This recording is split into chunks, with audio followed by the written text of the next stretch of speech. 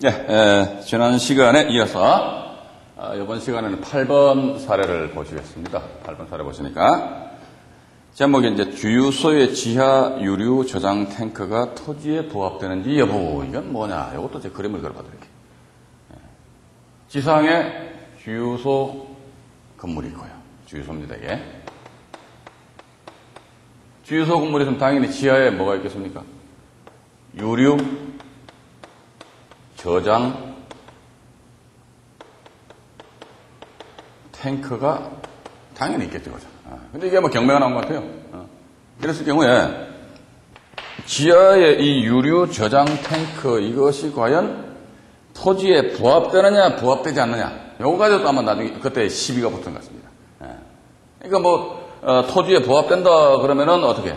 당연히 이 토지 건물을 낙찰받은 사람은 이 유류 저장 탱크까지 같이 자기가 소유권을 취득하는데, 만약에 주유소의 지하에 유류 저장 탱크가 땅하고 부합되지 않는 별개의 하나의 독립적인 물건이다 그러면 낙찰자는 이것을 취득하지 못하고 나가서 전 소유자는 유류 저장 탱크를 확 파가지고 나갈 수가 있다는 겁니다.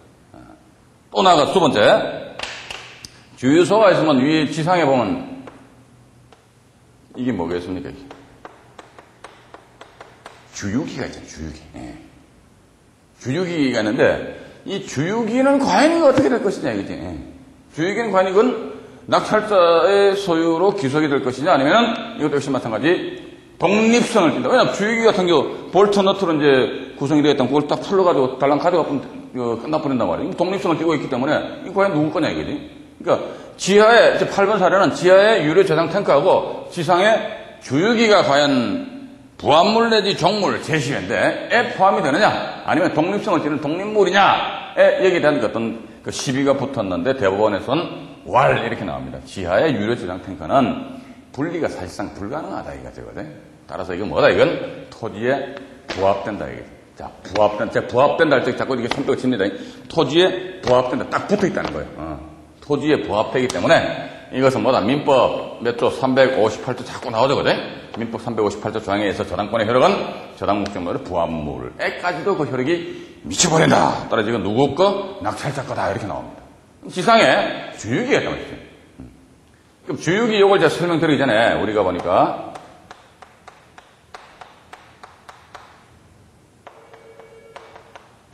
종물, 부합물, 종물, 이게 부합물, 종물. 이 두 개 부합물 내지 종물에 해당된다면 이게 어쨌든 제시의 물건이라고. 제시의 물건, 이거는 물건이겠죠, 그죠? 제시의 물건이란 말이죠. 제시의 건물, 제시의 물건 이렇게 나오는데, 부합물과 종물에 대해서 우리 일반인들은 정확하게 어떤 그 개념 정리를 잘 못하시더라고요. 근데 부합물은 뭐다? 제가 자꾸 부합물 하면서 박수를 딱 치고 있습니다. 이 짝짝꿍입니다. 둘이 딱 붙어 있는 거예요. 그러면 지하의 유류 저장 탱크 이거 뭐다 이게? 땅하고 딱 붙어 있잖아요. 붙어 있으니까 이게 뭡니까 이거? 부합물. 그럼 종물은 뭐지? 그러니까 종물에 하면, 그러니까 이건 제가 조금 이따 말씀드리겠습니다만은 종물의 상대적인 개념으로 뭐가 있다더라? 주종관계입니다. 주종관. 주인과 종관계란 말이지.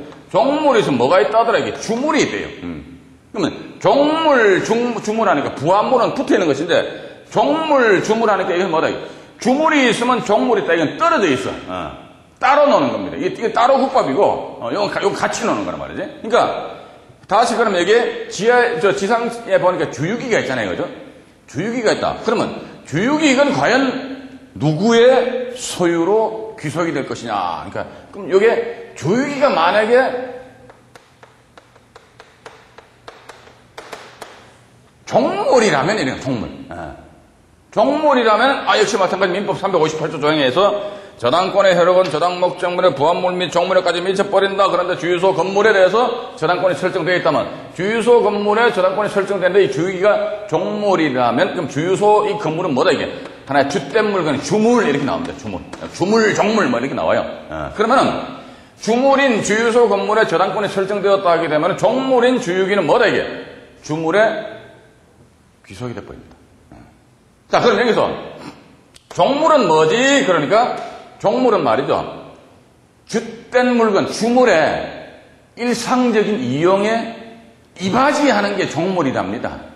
그러니까 주유소 건물만 덜렁 있으면 주유소의 기능을 다 못하잖아요. 그죠? 그럼 주유소 건물은 하나 주된 건물이란 말이지. 그러면 주유기는 뭐지?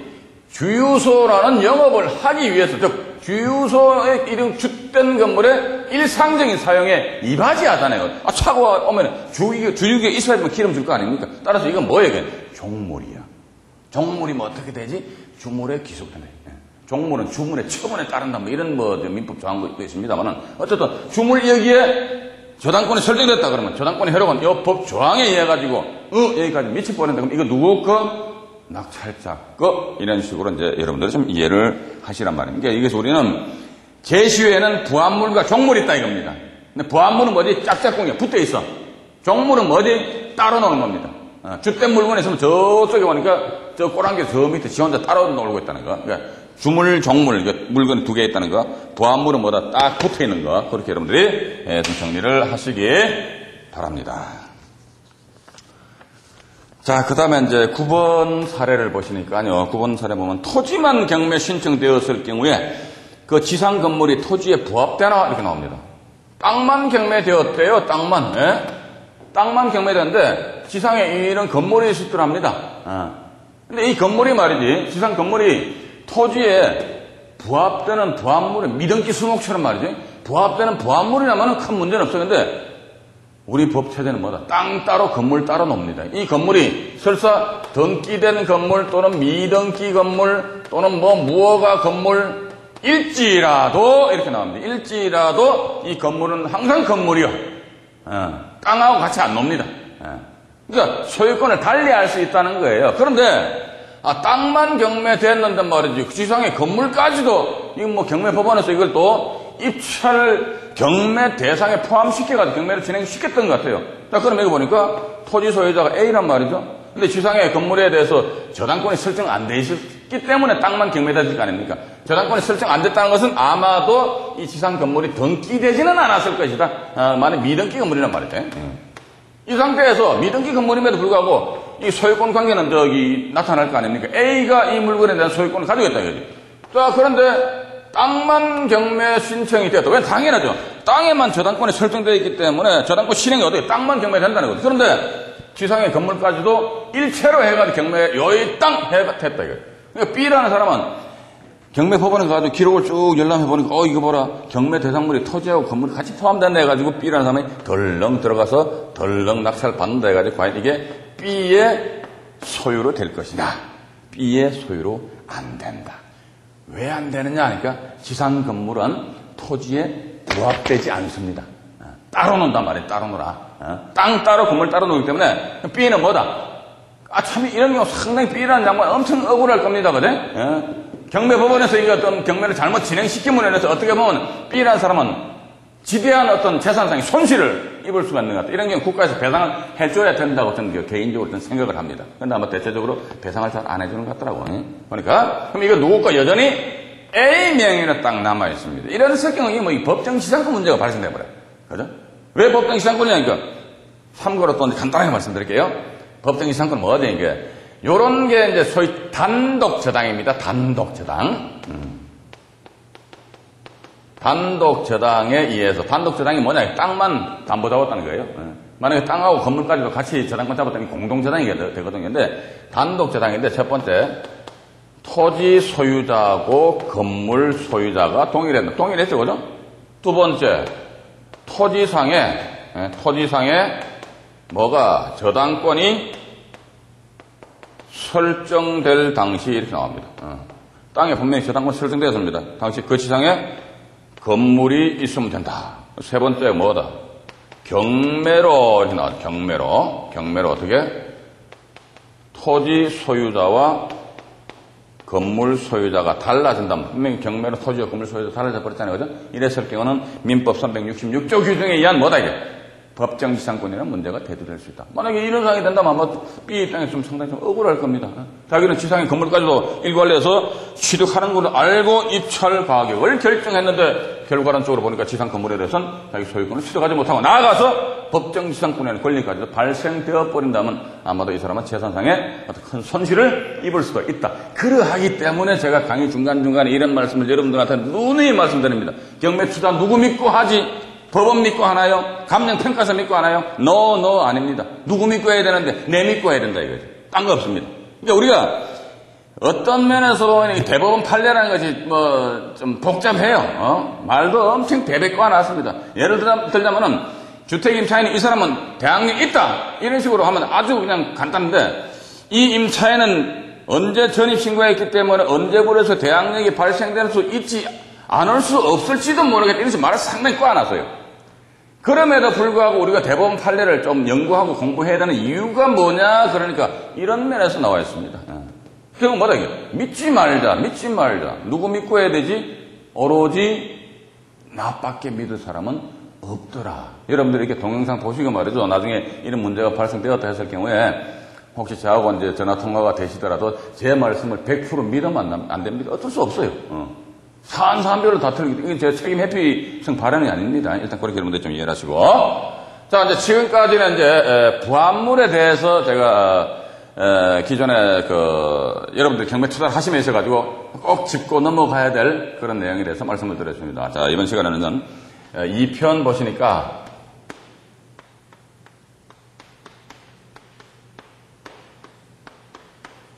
종물. 그래서 1번에 종물이라는 얘기 나왔잖아요.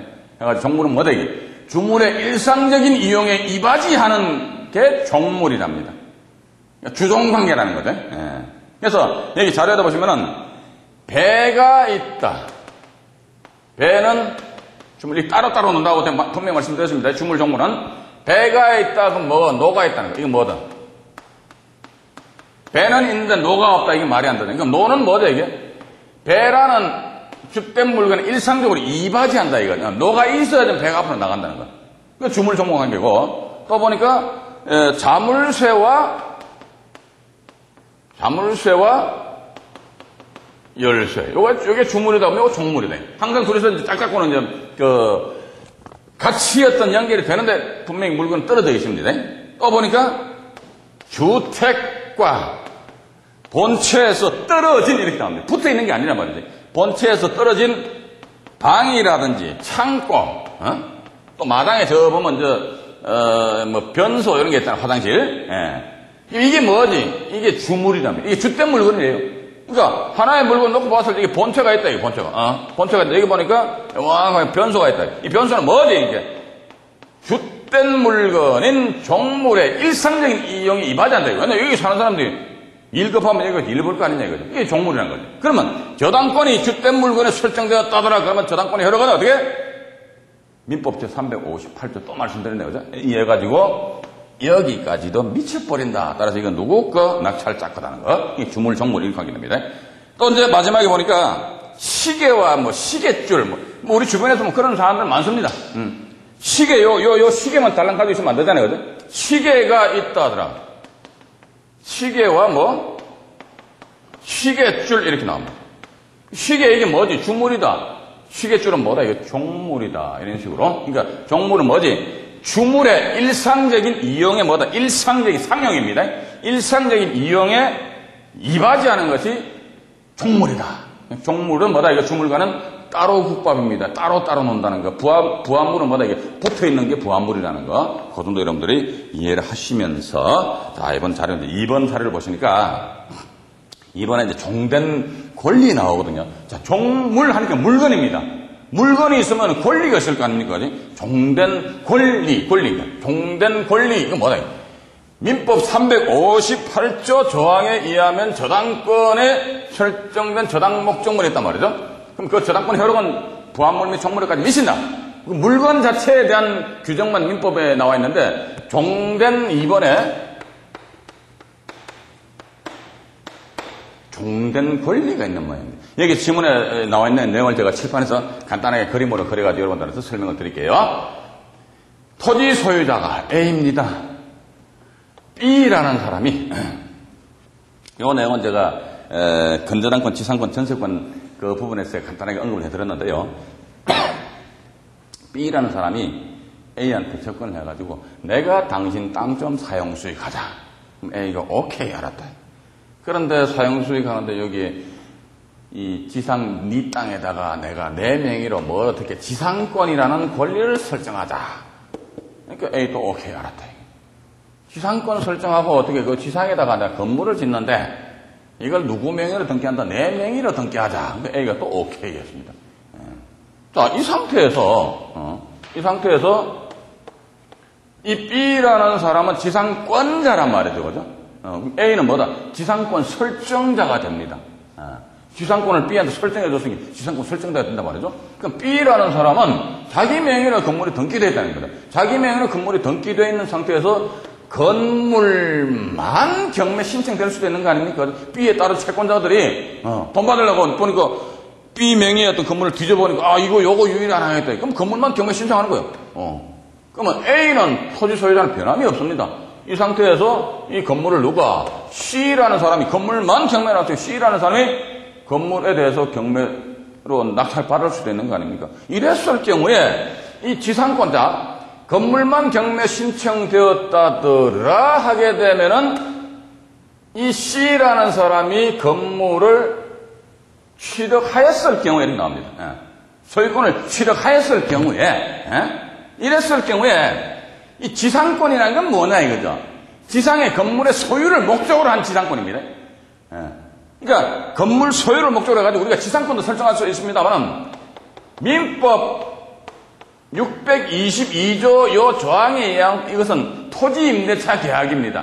토지임대차 요 사안은 지상권인데 지상권이 아닌 토지임대차 계약에 찾아봐가지고 토지임차인 명의로 지상 건물을 등기를 한 그런 경우란 말이에요. 근데 요 사안 같은 경우는 지상권을 설정하였다 하더라도 왜 지상권 설정했지? 그러니까 B가 지상의 건물의 소유를 자기 명의로 그죠? 지상 건물의 소유를 목적으로 한 지상권 이렇게 나옵니다. 그럼 이게 이 지상권 요것은 뭐더라 이게 건물 소유를 목적으로 한 지상권 하니까 건물 소유권에 대해서 따라오는 거란 말이죠. 종된 권리란 말이죠. 근데 건물 소유를 목적으로 한 지상권을 B가 가지고 있는데 명의가 C 앞으로 바뀌어버렸다 하게 되면은 그때 C는 뭐다? A에 대해서 또 큰 소리 치기 위해서는 어떻게 건물이 존재하기 위해서는 어떻게 됩니까? 지상권이라는 종된 권리가 바닥에 깔려 있어야 되는 거 아닙니까? 그죠? 따라서 C는 누구한테? B한테 야 너 조금 전에 네가 너 지상권자였지? 근데 내가 소유권 건물에 대한 소유권을 내가 취득했거든. 그럼 어떻게 건물 소유를 목적으로 한 어떻게 지상권 이것도 나한테 넘겨라 해가 C는 B한테 지상권 등기 이행 청구에 소해서 이런 주장을 할 수가 있다. 그러니까 이게 건물 소유를 목적으로 한 지상권 이게 뭐지? 이것도 하나의 종된 지상권이니까 물건은 아니잖아요, 그죠? 종된 권리 같이 따라옵니다. 같이 따라온다는 거 그렇게 여러분들이 이해를 하시면서 이와 관련된 판결 내용이 그 자료 밑에 보시면 대법원 이제 90이다 527호에 나와 있잖아요. 여기서 이제 뭐 나 이렇게 나와 있습니다. 이 내용에 대해서 여러분들이 한번 읽어보시기 바라고. 이 내용은 제가 조금 전에도 말씀드렸습니다만 건전한권, 지상권, 전세권 그 부분에서 말씀드릴 적에 이거 아주 자세하게 말씀드려놨습니다. 그 부분을 여러분들 보다도 참조하시려면 참조하시고요. 어쨌든 종물이 있으면 뭐다? 물건이 있으면 권리가 있다는 거. 종물, 그러니까 물건이 있다면 종된 권리, 그러면 죗된 권리 이렇게 나오죠. 죗된 권리, 종된 권리 이런 식으로 여러분들이 좀 이해를 하시기 바라고. 또 종물은 뭐 주물의 처분에 따른다 해가지고 이 자료 1번 종물이라는 얘기에서 그 지문 밑에서 두 번째 줄 나와 있지 않습니까? 민법 제100조 제2항이라는 거. 그러니까 항상 뭐다? 이게 주물, 종물을 같이 움직여 버린다는 거. 따라 지상권도 어떻게 같이 옮겨 버린다는 거. 그 정도 여러분들이 좀 이해를 하시고요. 다음 시간에는 실제 경매 사례 중에서 종물이 있는 그 사례를 가지고 여러분들과 공부를 해보도록 하겠습니다. 감사합니다.